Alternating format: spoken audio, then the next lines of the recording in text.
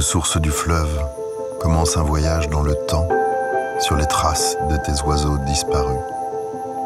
Audubon was an early environmentalist, and so much of what he worried about came true.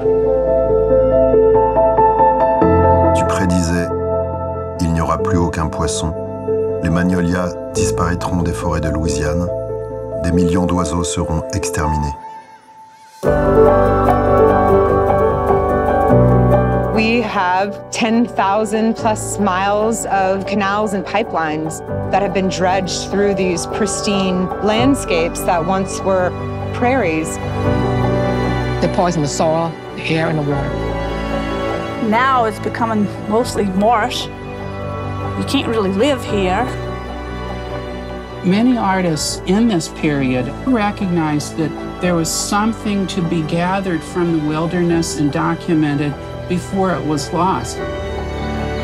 He did a marvelous job, and no one has ever even come close to him, or ever will, because a lot of the birds are so very scarce, you couldn't do it again.